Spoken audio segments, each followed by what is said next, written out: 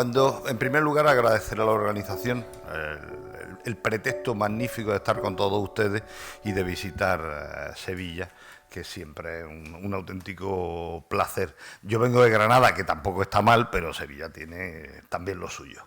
Entonces, cuando me plantearon la posibilidad, bueno, yo me dedico al tema sanitario, tengo contacto con jóvenes más en la vertiente clínica y en la vertiente de formación en sexología, pero claro, me planteaba, además tener al lado a Pablo Po, que además de amigo es un hombre versadísimo en todo lo que tiene que ver el contacto con los jóvenes, dice, puf, esto es un Miura de verdad.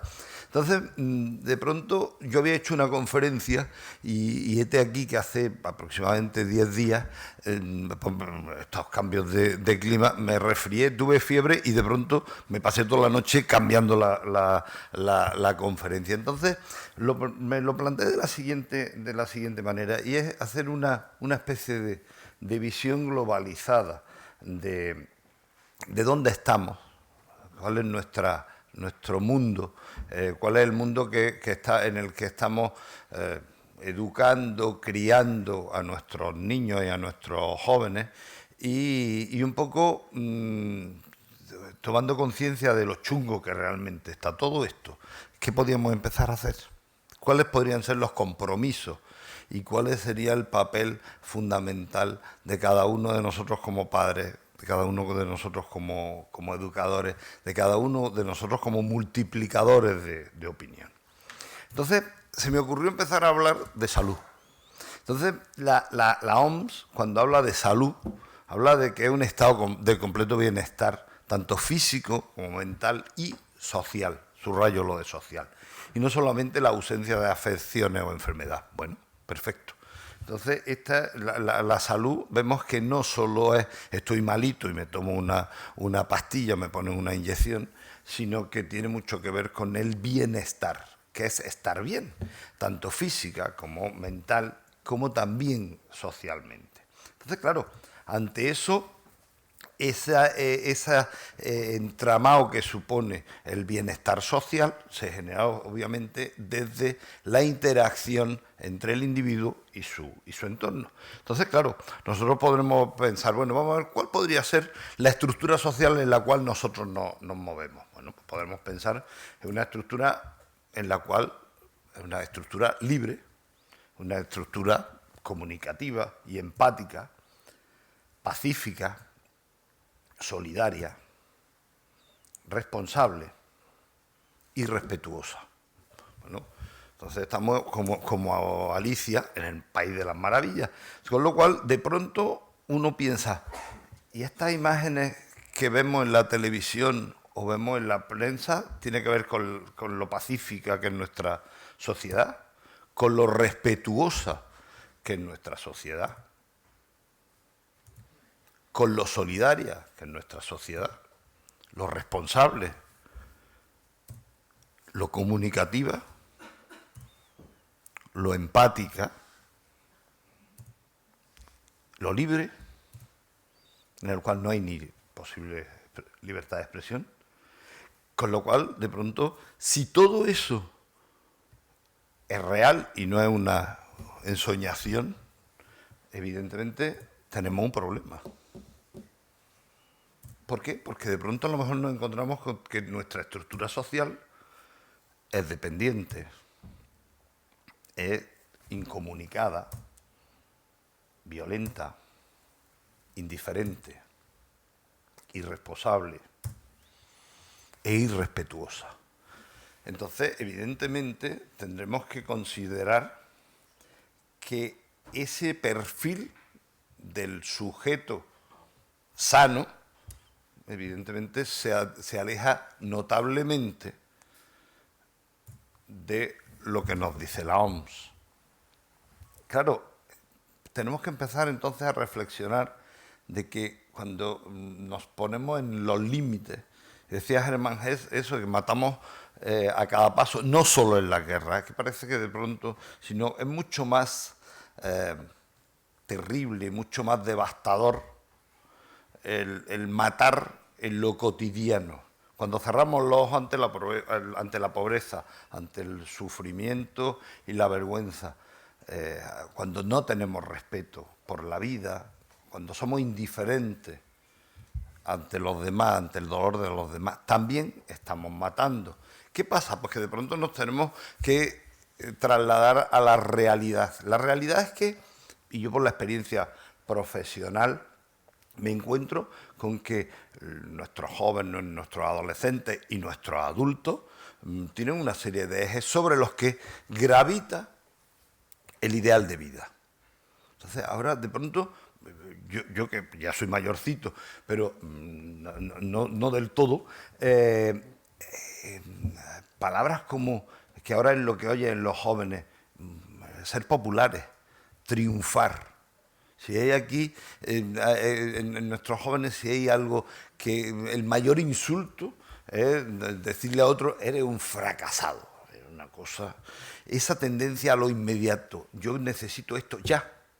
Lo necesito y no soy capaz de demorar la consecución de lo que deseo. Esa plenitud de los derechos y falta absoluta de obligaciones. Probablemente no les estoy diciendo algo que no tengan ustedes en su desarrollo profesional posiblemente todos los días o en el desarrollo del contacto con su hijo todos los días. ¿Qué pasa? Pues que nos encontramos con una sociedad que se rige por la competitividad, por la rentabilidad, por esa inmediatez de la que yo hablaba, por esa tendencia de que el triunfo es algo individual, es una sociedad individualista. El grupo, lo colectivo, se hace, pero con el afán del logro inmediato, no con el afán del crecimiento del grupo. Esa tendencia a que somos egocéntricos, el mundo tiene que girar alrededor mío. Claro, eso nos acarrea que nuestros jóvenes, nuestros niños y nuestros adultos tienen una pobrísima resistencia a la frustración. No son capaces de digerir un no o un espera un momento. O sea,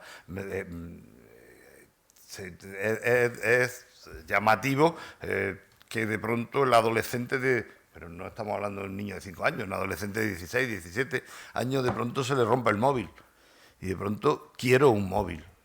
Pero bueno, sí, vamos a ver. No, es que quiero un móvil y si no tengo el móvil para ayer y lo he roto hoy, tiro una jarra de agua de cristal al suelo y golpeo la pared. O sea, esas reacciones absolutamente desmesuradas no son infrecuentes. ¿Por qué? Porque no hay un control de los impulsos, hay una ausencia completa de empatía. No nos posicionamos, no se posicionan en la postura del otro, en la posición del otro, no entienden al otro. La agresividad, el egoísmo, el egocentrismo están en el día a día. ¿Por qué? Porque el mundo soy yo. Evidentemente, la visión del mundo que existe es la mía y no puedo contemplar ni entender que pueda existir otro. Lo quiero ya y no tiene sentido todo aquello que no se obtenga de manera inmediata y si no aparece la agresividad. El otro no es nadie. El otro se convierte en una cosa. Y ahora veremos cómo eso puede llegar a situaciones realmente dramáticas. Y detrás de todo eso hay un deseo ilimitado en llamar la atención para ser popular. Claro, la falta de límite invita a la falta de respeto. Hay una serie de factores que están en el origen de la falta de respeto. El egocentrismo del que yo hablaba antes, la intolerancia, la ausencia de valores éticos y la falta de una serie de normas éticas de convivencia mínimas. Gandhi hablaba de que la pérdida de respeto empieza como eje de todos los males por la falta de respeto a nosotros mismos. Cuando yo no soy capaz de demorar, cuando yo busco lo inmediato, evidentemente me estoy faltando al respeto. ¿Por qué? Porque evidentemente estoy boicoteando mi proceso madurativo. Entonces nos encontramos con que estamos en una sociedad enferma que produce enfermos sociales.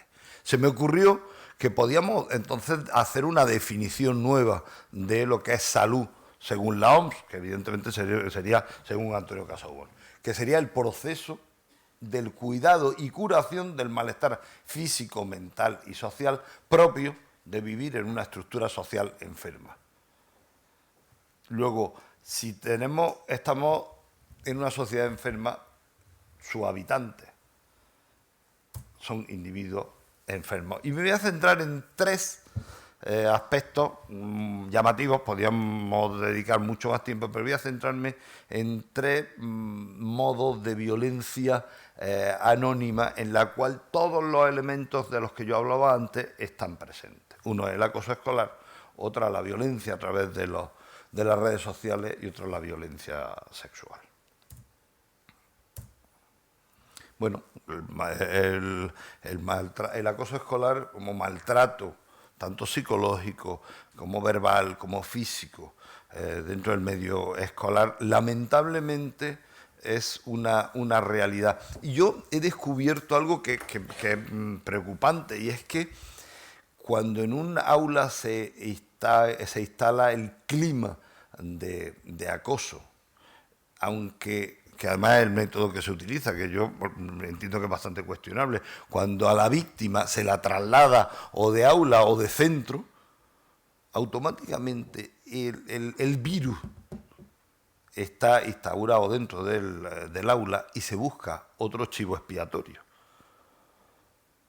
Entonces, todo el mundo se pone como de perfil. Cuando antes, yo me acuerdo cuando yo estaba en el colegio, cuando de pronto el profesor decía, bueno, ¿quién lo sabe? Todos hacíamos como así. Y bueno, pues algo así sucede en el aula. De pronto ya la víctima se va y entonces se empieza a ver quién se escabulle para no convertirse en víctima. Otro puede ser todo lo que tiene que ver con el ciberacoso, las redes sociales, que son una cosa espléndida en algunos aspectos, en otras es algo terrible. Terrible pues porque pasa por debajo de la puerta, se cuela como el viento en la ventana mal cerrada, está presente en la vida cotidiana de los individuos y muchas veces en la vida cotidiana de los individuos menos preparados para sobrellevarlo, que son los niños y los jóvenes. Y el otro gran área del que yo quería hablar es la violencia sexual, como un afán de dominio y de poder. Ahí también intervienen muchísimo las redes sociales.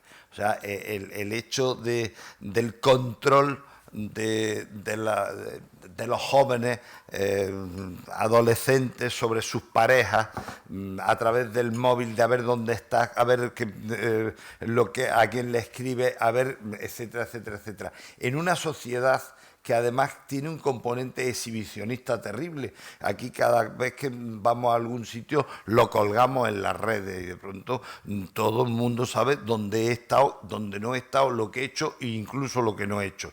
Y por otro, estamos generando una sociedad en la cual el voyerismo es una realidad. Todos estamos locos por ver lo que hacen los demás. Entonces, ¿qué sucede? Pues que obviamente eso entra dentro de lo que es el ataque frontal de lo que serían los derechos sexuales, ¿vale? En los cuales la libertad y la dignidad son consustanciales a estos derechos. Les diré a título informativo que existe una Declaración Universal de Derechos Sexuales y que además, curiosamente, vio la luz en el año 97 del siglo pasado, aquí también en España, en Valencia, dentro del marco del Congreso Mundial. Entonces, claro, nosotros tenemos que entender que esos derechos sexuales son... ¿Voy bien de tiempo? Sí, perfecto. Entonces, pues, voy a ignorar la marcha. ¿Eh? 10 minutos. Ah, bueno, perfecto. Se convierte en un derecho fundamental y básico del ser humano. Les puedo contar, por ejemplo, que eso que en teoría queda muy bien y queda bien plasmado. Hace un año y unos meses, en una universidad española, me invitaron a dar una conferencia en una jornada sobre transculturalidad. Entonces yo pensé, digo, pues mira, fantástico, voy a hablar sobre derechos sexuales en las distintas culturas. Curiosamente, de pronto me cambiaron el título. Entonces era la otra sexualidad. Yo dije, bueno, me indagué y es que parece ser que un colectivo de estudiantes de musulmanes le había parecido que eso no podía hablarse de derechos sexuales.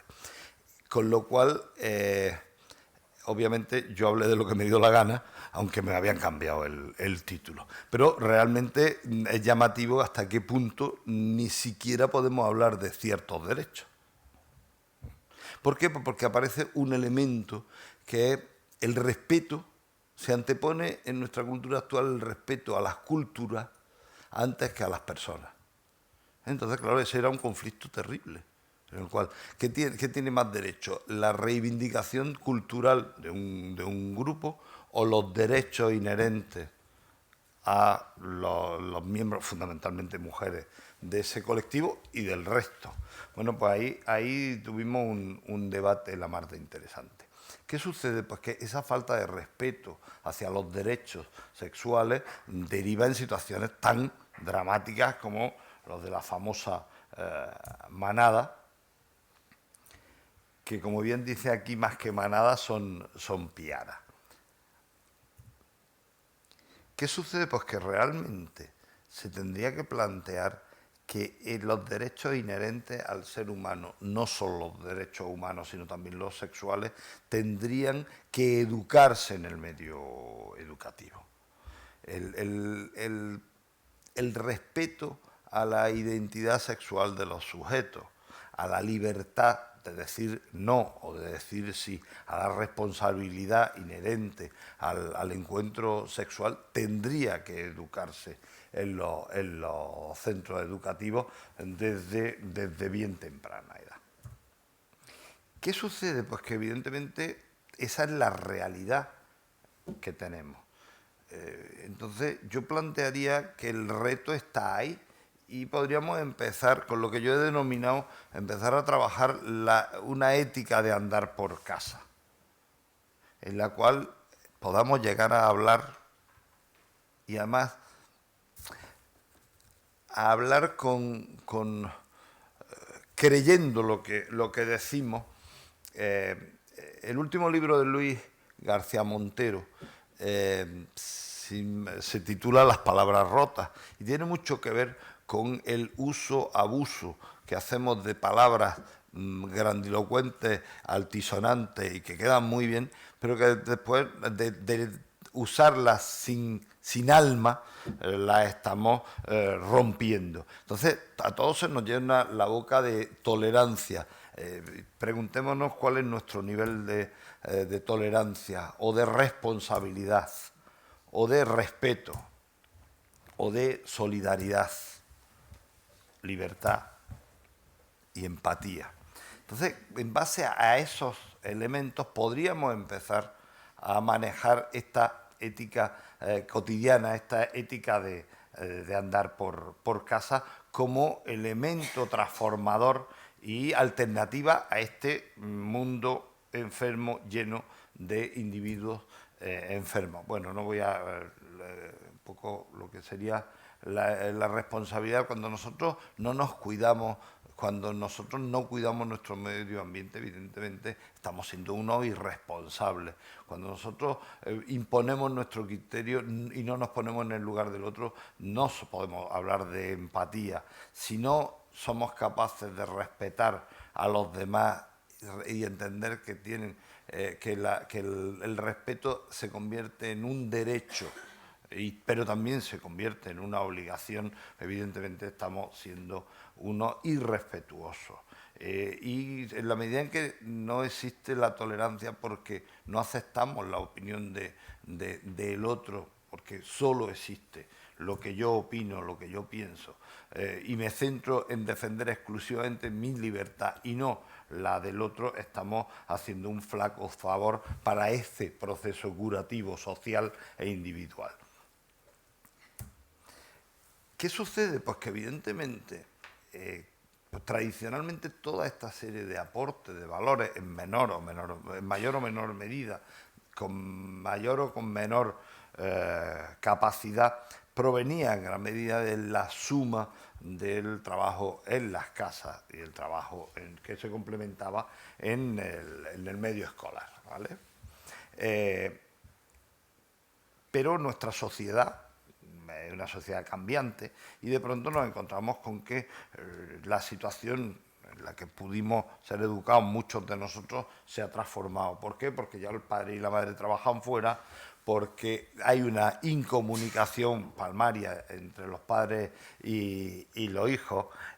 Los padres delegan toda la responsabilidad de la educación en los profesionales de la docencia, y se deja que incluso la transmisión de valores recaiga dentro del medio educativo y en sus profesionales. Claro, con el problema añadido de que a los profesionales bastante hacen con poner buena voluntad, porque nadie los prepara para ello.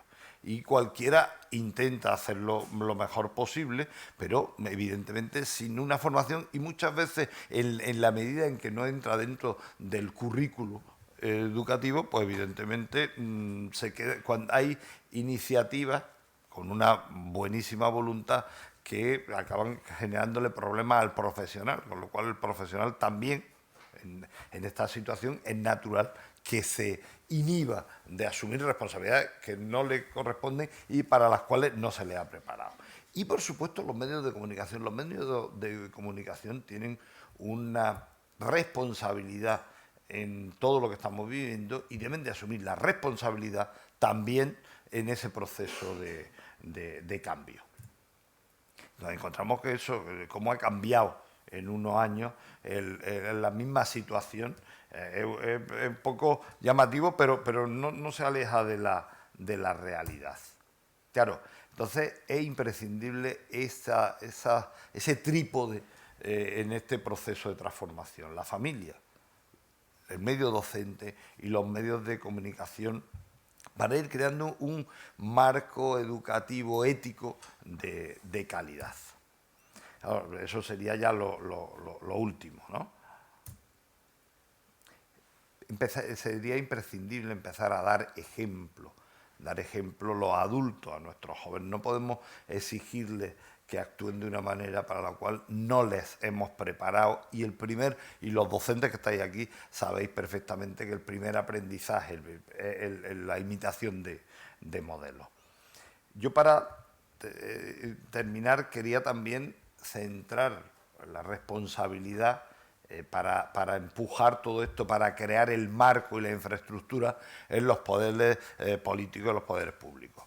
Lamentablemente la violencia de género, por ejemplo, es una lacra terrible, pero realmente, y eso lamentablemente lo conozco desde dentro, no hay una voluntad política de empezar a transformar en nuestros jóvenes, y eso solo se hace a través de la educación. Yo formé parte del comité de expertos que elaboró hace un montón de años la Estrategia Nacional de Salud Sexual y Reproductiva, en el cual se imbricaba todo lo que era salud sexual a nivel educacional desde preescolar y dentro del ámbito sanitario también. Y de pronto pues, los políticos de turno, una vez que estaba elaborado, pasado por las comunidades autónomas, se les ocurrió pues que había que hacer otra cosa, y debe estar muerto de la risa el borrador en cualquier cajón del Ministerio de Sanidad. Entiendo que esta foto a muchos políticos se les debía de caer la cara de vergüenza si no son capaces de hacer algo, no solo ponerse en la foto. Porque si no, me recuerda lo que un profesor mío de religión decía. Hablaba del cumplimiento, que es cumplo y miento. Un político que sí que lo tenía bien claro fue Fernando de los Ríos, que apuntaba que la única revolución pendiente en España es la revolución del respeto. Entonces yo, para terminar, les lanzaría el guante y los retaría a que empiecen a poner en práctica en su medio familiar, en su medio social, en su medio laboral, la revolución del respeto como punto de partida en ese proceso de transformación ética imprescindible en una sociedad enferma y llena de enfermos. Muchísimas gracias.